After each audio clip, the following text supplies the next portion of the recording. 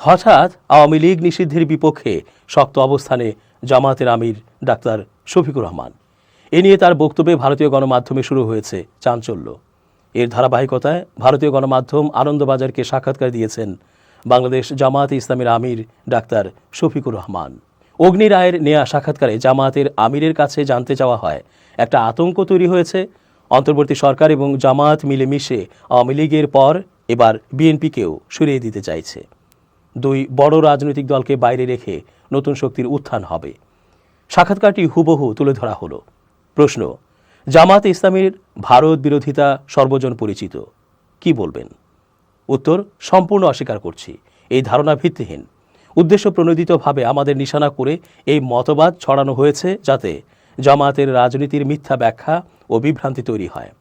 সমান মর্যাদা এবং সম্মানের ভিত্তিতে আমরা ভারত সহ সমস্ত প্রতিবেশী রাষ্ট্রের সঙ্গে সুসম্পর্ক বজায় রাখতে চাই। আমাদের আন্তর্জাতিক নীতি সবার সঙ্গে বন্ধুত্ব, কারো সঙ্গে শত্রুতা নয়। চাই ভারতও একই রকম সাড়া দিক, পারস্পরিক বিশ্বাস এবং সহাবস্থানের ভিত্তিতে। প্রশ্ন, কিন্তু জামায়াত ইসলামীকে দেখা হয় কট্টর ইসলামী সংস্থা হিসাবে, অন্যান্য ইসলামী রাষ্ট্রে যে ইসলামিক ব্রাদারহুড রয়েছে তার অংশ হিসাবে। নিজেদের সংগঠনকে কিভাবে দেখেন? উত্তর, আবারও আপনি ধরেই নিচ্ছেন জামায়াতে ইসলামী কট্টরপন্থী মুসলিম সংগঠন। এটা একেবারেই অসত্য। জামায়াত একটি আধুনিক, উদার এবং গণতান্ত্রিক দল, যার ভিত্তি ইসলামিক আদর্শ। আরও একটি কথা মনে করিয়ে দিই, আমরা একটি স্বাধীন রাজনৈতিক দল। বিশ্বের অন্য কোনো রাজনৈতিক সংস্থায় আমাদের প্রতিনিধিত্ব নেই। প্রশ্ন, কিন্তু বিএনপির একটি অংশ আপনাদের কট্টরপন্থী মনোভাব নিয়ে অস্বস্তিতে, কি বলবেন? উত্তর, কট্টরপন্থী মনোভাব বলতে কি বোঝাতে চাইছেন তা অস্পষ্ট। আপনাদের কাগজের মাধ্যমে জোরালোভাবে আবারও বলতে চাই, জামায়াত একটি আধুনিক, উদারপন্থী গণতান্ত্রিক দল যার আদর্শ ইসলামের। আমরা সর্বদাই যুক্তিগ্রাহ্য, বাস্তবসম্মত এবং মধ্যপন্থা নিয়ে রাজনৈতিক নীতি নির্ধারণ করি। বিএনপি দীর্ঘদিনের রাজনৈতিক সঙ্গী, তারা আমাদের আধুনিক মনোভঙ্গি সম্পর্কে সচেতন। প্রশ্ন, অন্তর্বর্তী সরকার আসার পর থেকেই সংখ্যালঘু হিন্দু সম্প্রদায় তাদের বিরুদ্ধে হিংসার প্রতিবাদে সরব, কি ভরসা দেবেন?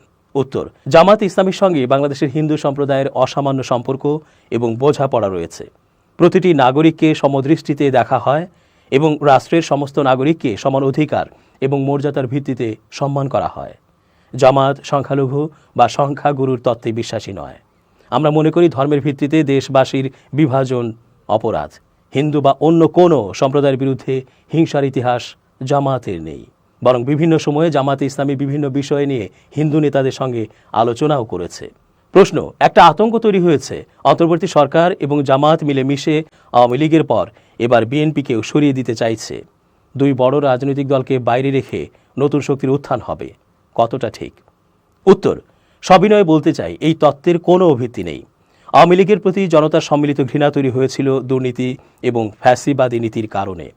তারা নিজেরাই নিজেদের পতন ডেকে এনেছে। কোনো সংগঠন বা দলকে সরানোর জন্য আমাদের কোনো ভূমিকা পালনের প্রয়োজন নেই। মানুষ সব জানেন, তাদের সম্মিলিত প্রজ্ঞাকে আমরা সম্মান করি। এইটুকু বলতে পারি, কোনো রাজনৈতিক দলকে খারিজ করা বা সরিয়ে দেওয়ার কোনো ইচ্ছে আমাদের নেই।